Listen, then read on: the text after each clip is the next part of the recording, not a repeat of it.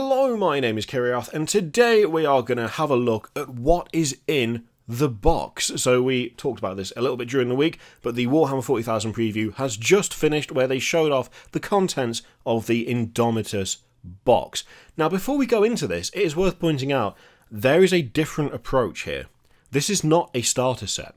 This is what they're calling a launch set. So this is to celebrate the launch of 9th. It is not aimed at new players. It is not aimed at getting new blood in. This is for people who are already, already invested, people who are already in the hobby. This is like a celebration box. As such, it's limited. It's not going to be available like for the duration of 9th. It's not a Dark Imperium. It is an actual celebratory thing. As such, there's no dice in here. There's no measuring stuff. You get the core book, which contains all the rules and stuff, but has its own special cover, and you get a metric shed load of models. It's not aimed as a starter set, which is an interesting and different approach, which honestly surprised me a bit.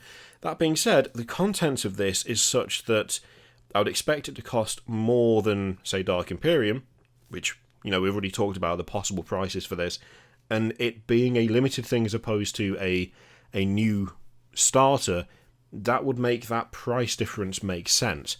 So yeah, let's go through and take a look at what's inside. Now I'm just jumping in quickly as a post-upload edit, which technically I've had to re-upload this if you're listening to this, because some of the music got claimed again and the video got blocked. So we're going to have to just skip past the videos. I'll just edit that bit out. I do apologise. It's worth going back and checking the stream out anyway, because they show sprues and stuff. It's worth taking a look at that. So anyway, let's get back to it. Okay, so the contents overall. This is not actually a great image. It's a bit small, it's a bit weedy, but you can see the overall contents of the box. So you've got like 20 warriors, 10 assault intercessors, you've got the 3 blade guard, and there's quite a lot of stuff in here, to be fair. Some pretty chunky stuff as well, to be honest. Let's go back. Let's go down and have a look at the specifics, so to speak. So, go through the Primaris stuff first. So we've got the Primaris Captain. Now this guy, for a start, comes with 3 different head options, which I'm already super over the moon and happy about. So you can either have him with a bare head, you can have him with his visor up, or the visor down. I think they said there was another option as well, but I can't remember specifically. I really like the look of this guy. I mean, he's carrying a Space Marine skeleton into battle on his shield, just so that they can have one more fight. Probably only one, because a decent hit with a sword will get rid of that guy. But this is pretty perfect for me. I said when we talked about the Primaris range as a whole, when we did the range review, I've been unfairly comparing things like Intercessors to my favourite Space Marine kits, which are like the Stern Guard Veterans. I love those kits because they have so much extra ornamentation, so much more extra decoration. The robes, they're just all of it. All of it's so much more kind of gothic and over the top. And I've been unfairly judging some of the plainer Primaris stuff against that. I can do that with this guy. I can judge him against those, and he comes out looking pretty damn good because he has all of my favourite bits. There's extra ornamentation on the armour, there's more symbols, there's more relics, there's just more fancy all around. That is the kind of Space Marine aesthetic that I really, really like. And because he's Primaris, he's the right size. He's the right size, he's got a whacking great shield, he's got a good looking sword, the helmet with the visor down, I'm all in favour of. I really don't have anything to complain about with this guy. The only thing I'm not sure about is the specific thing of having a Necron on the base, but I reckon that would be pretty easy to mess with and take off if you wanted to. It might even be separate, I'm not sure. But there's nothing here that I don't like. I like all of that. It's exactly what I want to see from Space Marine stuff. So, really, no complaints. Similar, in a way, to the Primaris Lieutenant. I did think that he would make a really good captain model, to be honest, but actually having seen the captain and then this guy, the captain somehow looks even fancier, despite the fact that that lieutenant actually relatively looks pretty fancy himself. Plus Volkite. He's got a Volkite pistol. You're not going to complain about Volkite, are you? Well, you might, but you probably not if you're one of the people using it.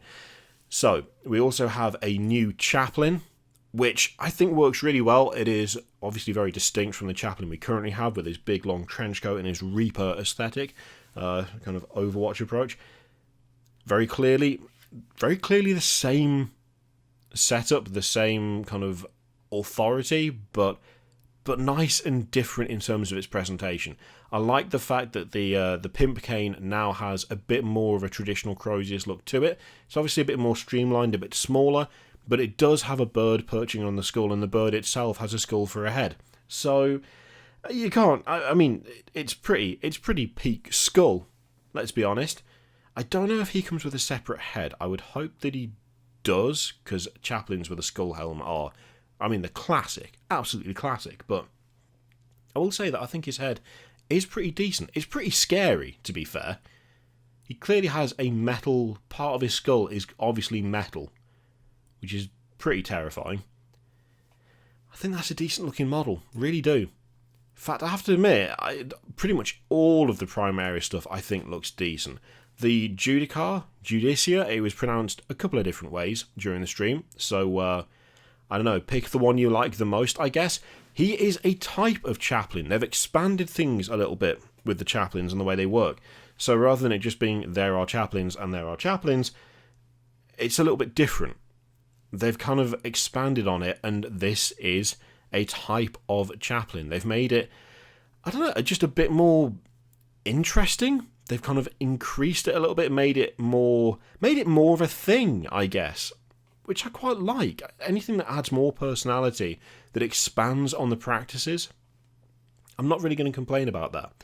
Plus, I still think it looks it's a really decent model. It is a really decent model. The only thing I'm not sure about is the head, and that's just because I don't think it flows particularly well. But you could just stick the head off another chaplain on there. One of the Night Lord helms from Forge World would look absolutely quality on this dude. It does. It looks cool. It looks. I mean, he's got a massive hourglass because he does not have time for you. How can you not like that? Blade Guard veterans. Again, we took a look at these before.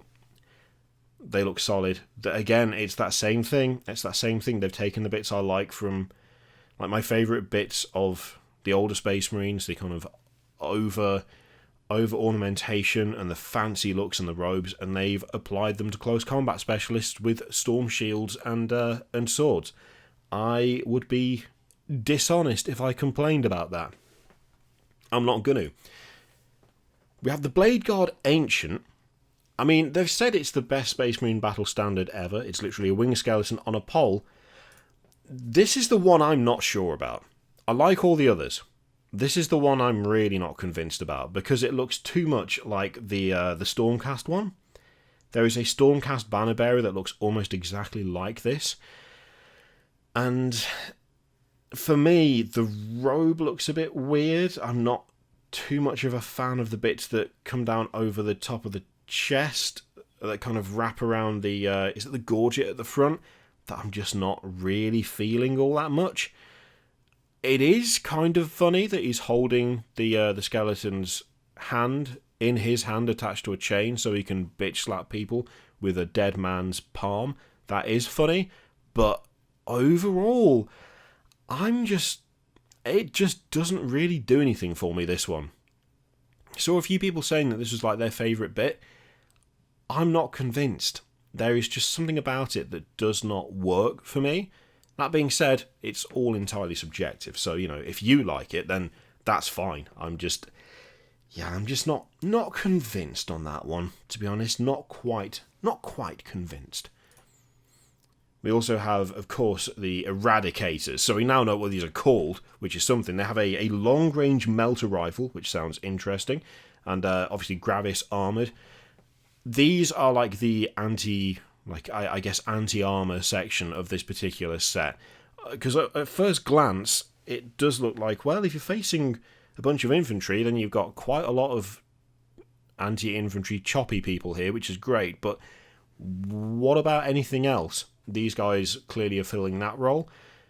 It looks like, to me, that they are...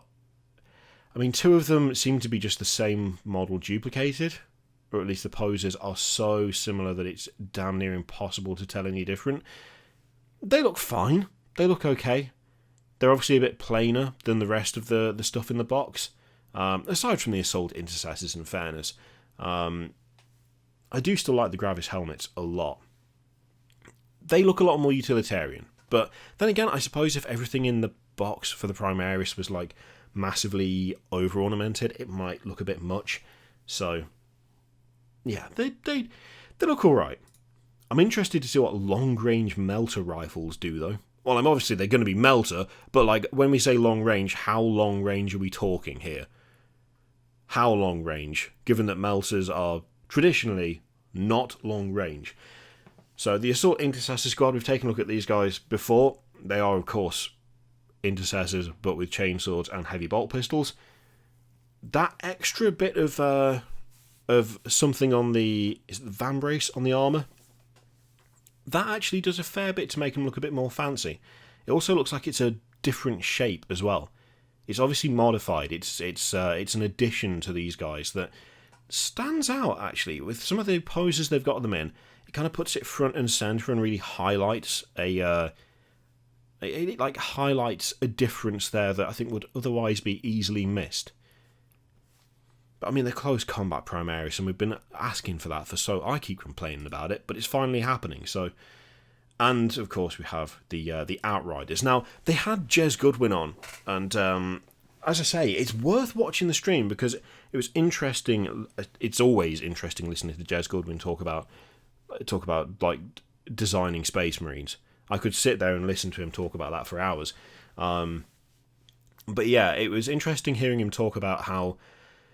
there was like almost like the assumption of, well, we've got repulsor technology, so surely the bikes would do that as well, but how they wanted to keep it not just everywhere. And yeah, it was super interesting listening to it. It's worth going back and checking it out. They've grown on me a lot. I mean, I wouldn't say I even disliked them to begin with. The major gripe is the ground clearance, but then again, that is a major gripe with pretty much every Imperium vehicle. And, you know, suspension of disbelief needs to go a long way for a lot of this stuff anyway. I would say they at least look believable. Not realistic, but believable. And they've grown on me in terms of how chunky they are. They look properly beefy. They're like part bike, part tank. I like that massive armoured section up the front. I really do. I like the positioning of the bolters and the fact that the armour wraps up and around. There's some fun details in there. And Jez specifically used the word brutal. And I've got to agree with that. They might not look like they can particularly turn a corner, but they do look like if they ran you over, you would die instantly. They do look brutal. So, yeah, I don't know. I'm liking them quite a lot at this point. Okay, we also, of course, have all the Necron stuff to go through, and there's quite a bit of fun stuff in here. So there's, firstly, a new Overlord, and he has been working out. That Overlord is looking, what is the word? Swole. Look at the size of him. Like, the previous Overlord, the one you can get, like, right now, looks like positively anemic and weedy next to this dude. The shoulders have obviously been expanded out, so he's wider at the top. He's got a different weapon. I think, what was it called? The Hyperphase Glaive? That's it. An Tachyon arrow. So, like, different weapons. The head is similar, but it's obviously been updated. It looks super chunky. Like, really, really chunky. Looks a bit top-heavy in a way. But then again, the legs have also been widened, especially around the thigh areas. So he just looks like he's been working out a lot for, you know, being a metal robot. There's also the Royal Warden. So this is a new unit for Necrons. So from what they said, it's like a lieutenant style thing. So he's obviously got a ranged weapon there. I quite like this. I quite like this model. I like the variation where there is something a bit kind of Overlord about it, but it's less ornamented. The kind of like metal links that you see on this one hang from the arm instead of being from the back or like a cloak or anything. There's a nice variation there. It does look pretty intimidating as well. It's decent. We've also got the Plasmansur, which was described as kind of like a wizard but using plasma. So, sort of a wizard but using plasma. This is creepy and weird. Alright, this is a creepy, weird model. This is a very creepy, weird model. For a start, no legs. Plenty of dangly bits that make it kind of difficult to work out, like, what's going on. Kind of beneath the waist area. You've got these weird kind of, almost like vial things sticking out of the back. That sort of stinger coming out of the waist and drawing down. It is a creepy and odd model. Even the head is a bit weird. The head looks like it's staring at you, but it also doesn't care that you exist. I think it's quite well done. They are definitely playing up the kind of like cosmic horror aspect of the Necrons with this stuff. Taking it out of like recognisable space Egyptian territory and into what the hell is that and why is it staring at me territory. Well, of course there is still that influence there, but they've definitely shifted more towards the horror side of things. There's also the Cryptothralls, so described as long-taloned murder buckets. That seems fair. They do look like long-taloned murder buckets. Big old knives instead of hands, a weird carapace going on that at first I thought was the chest, but it's not. It's like armour that's built up and around. The head is forward because the neck is kind of elongated, and you can kind of see there's like a weird globe thing kind of encircled in other stuff around the like where the chest would be. They are weird models. They are really odd, creepy as well. And I like the kind of the variation in the heads for these. So one of them, the head is still like all together, but the other, all the different, like the four elements of it, the forehead, the cheeks, and the chin, I guess, are the closest things you could call them, have all expanded out. I like the implication that they can both do that.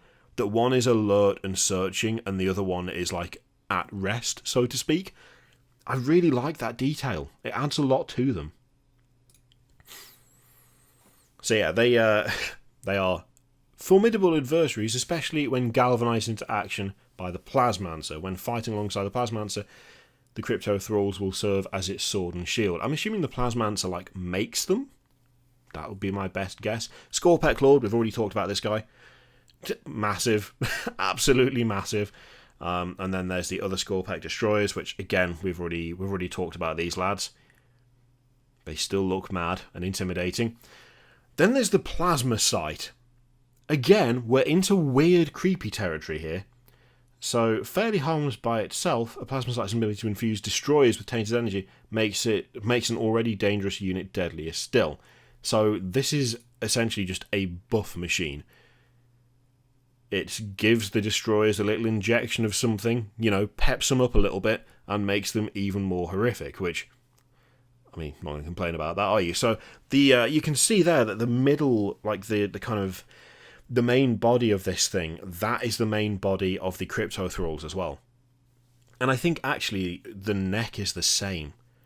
So it looks like the Cryptothralls and the Plasma Sight have, like, the same basis, like, of what they're built off around the chest area, and it's just the stuff that's attached to that is different.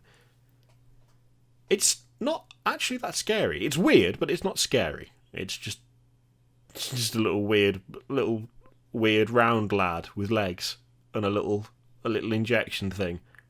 She's relatively cute.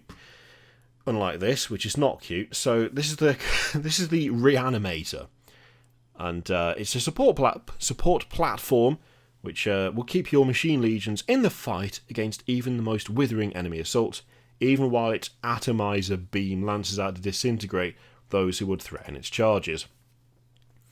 I absolutely love this thing. I really do. It's too tall, it's spindly as anything, there's a bunch of weird cables and stuff going on where the body is. It just looks weird as hell. Weird and creepy. Also, I hadn't noticed when we first saw this thing that it's got those two like stabby little legs out the front. So it's got the four that it's walking on, which actually it does kind of look a bit jellyfish-like. And then it's got those two little stabby claws dangling in between the four legs. It just gets more creepy the more you look at it, which is class. I like it. It's cool. The face looks innocent as well. The face looks like it wouldn't hurt you, but then the rest of it looks like it absolutely would. There's a nice contrast there. And finally, oh no, sorry, we've got the Warriors as well. We have the Canoptech Scarab Swarms. We've got new scarabs. New little scarabs. Look at them. Look at the little faces. They got like the big blob in the middle, and then they got the little one in the front. I like them. I think I prefer them to the current ones. Yeah, I think I do. I mean, the current ones, they have a place in my heart for sure, but these also look that little bit less detailed. The carapace seems smoother. There's less kind of segmented stuff going on. It looks like these would be super easy to just do a really, really fast paint job on. Like, really easy. They're cool. They're cool. And we have the Necron Warriors. So the Necron Warriors, these have got like a bunch of head options, so you can choose how damaged they look. So you can have ones that are like missing the lower jaw, or the eyes blown out, or you can have them looking relatively pristine. They also now have two different options, which is a pretty big departure. So as they say here, they've got the traditional Ghost Flayers or the shorter range but harder hitting Ghost Reapers. So there is an actual weapons options for Necron Warriors now.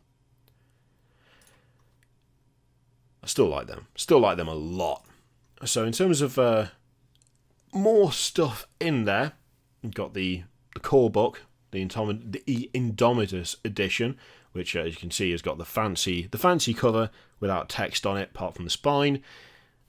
So that has got the basics, advanced rules, as well as fight missions, combat patrol, incursion, strike force, onslaught, and it also has the stuff for the New Crusade campaign system in there as well. There is but one piece missing from the core book that will help you start your journey into the grim darkness of the far future: the data sheets for all the units in the box, and they are included in Edge of Silence. So that's the booklet with all the data sheets in there for the contents of the box. There is a metric shed load of transfers in there. I mean, actually, that little booklet does a slightly better job than the picture up the top of showing you exactly how much stuff is in this. I think this is going to be 120 quid, But then again, it's not a starter set. It's a limited edition set, isn't it? 120 for a starter set would be too much because that would put people off. But if you're aiming it at people who are already invested, and with the amount of stuff that's in it, I don't know that 120 is actually that bad of a deal. And they have pointed out that Indomitus will save you more than 50% over getting the contents separately. So, I mean, if it's more, that could be that it saves you 50.1%, because that would still be, or 51%. But that's still saving over 50%. So, yeah.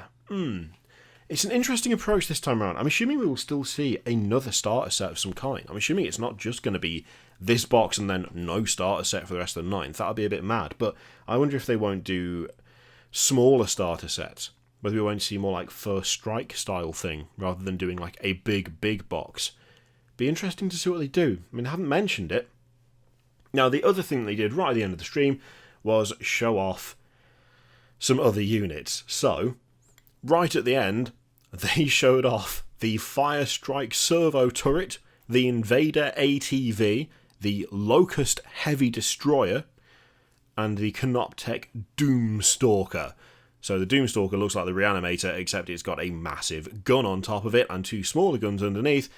The Locust Heavy Destroyer, I'm assuming that the Locust Destroyers are what would replace the current Destroyers. So we'd have the Scorpec Destroyers and the Locust Destroyers. The Locust to be the floating ones, the Scorpec ones are the walking ones. That's my assumption currently. That could be wrong. But Jesus, that's a massive gun he's got. And yeah, we've got a servo turret, and we've got the Invader ATV. Now, I'll be totally honest. The Invader ATV, I'm liking that. And I'm liking that primarily because it looks like it would do a far better job of doing what the attack bike does. It looks more believable to me than the attack bike ever did. If the normal bikes don't look like they could possibly survive on anything other than a perfectly flat tarmac road, the attack bike looks even less like it would be able to survive on anything other than a perfectly flat tarmac road. That ATV kind of fixes that for me. It kind of fixes it. And it does mean now that you will have that extra option if you are, for instance, thinking of doing the whole White Scars thing now that you have the other bikes, because you will have an attack bike equivalent. Admittedly, it also means that so the slow replacement of all the old Space Marine stuff continues, but I quite like that. I do quite like it. It's different. It's very, I guess, modern looking compared to a lot of even the Primaris stuff. That looks like something from a different sci-fi universe. But I just feel like it looks like it would work infinitely better than the attack bike does. So I can't help but approve of it in that sense. The Fire Strike Servo Turret, I mean, I'm sure that Space Marines have had some sort of turret before anyway. I mean, we've already got things like the tracked weapons from like the Horus Heresy. We've already got like the Thunderstrike thingy. So really, it's not that different from those, to be fair. That one is, I think, relatively inoffensive, given that we've already got stuff that is at least reminiscent of that.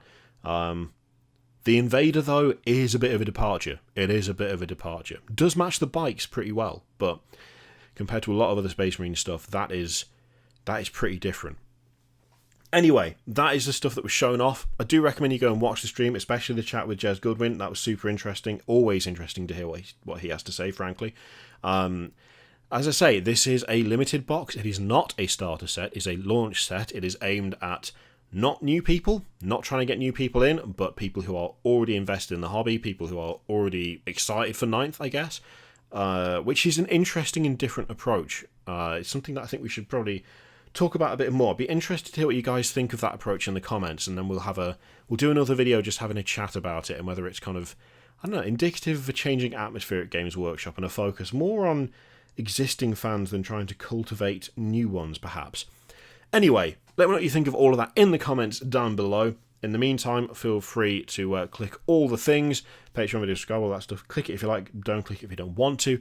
And as always, there's an affiliate link in the description for Element Games, which you can use to support the channel if you would like to. I leave it completely up to you. Thank you very much for watching. I'll see you next time.